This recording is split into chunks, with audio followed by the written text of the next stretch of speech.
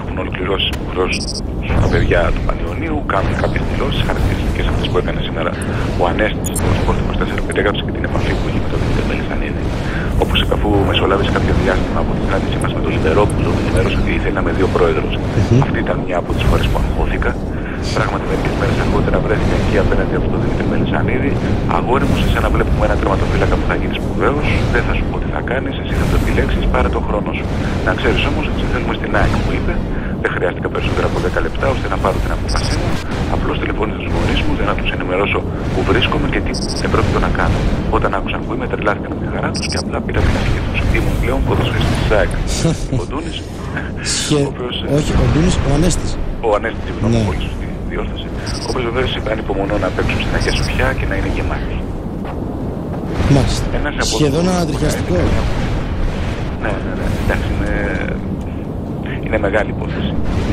Ένας παίχτης από ομάδα εθνικής να φεύγει με ενθουσιασμό για να συνεχίσει την καριέρα του στην ΑΕΚ, που ξέρω ότι τώρα παίζει στη ΓΑΜΑ Εθνική και του χρόνου στη Football League.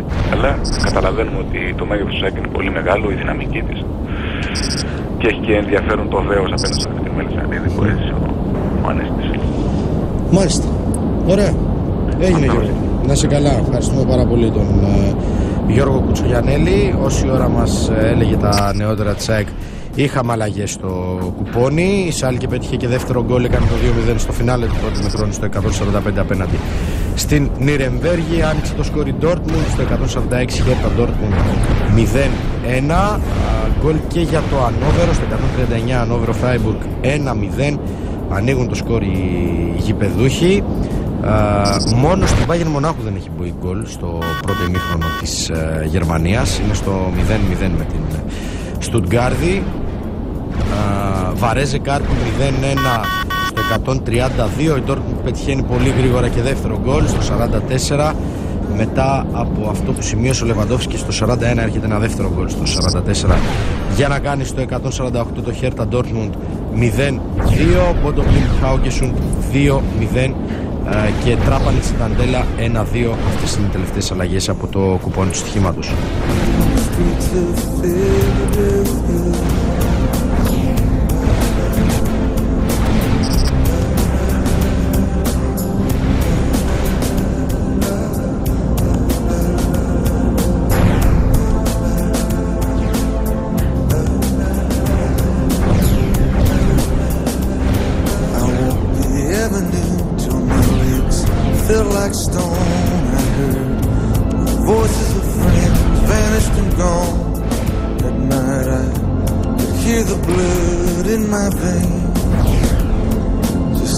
Black and whispering, there's the rain on the streets of Philadelphia.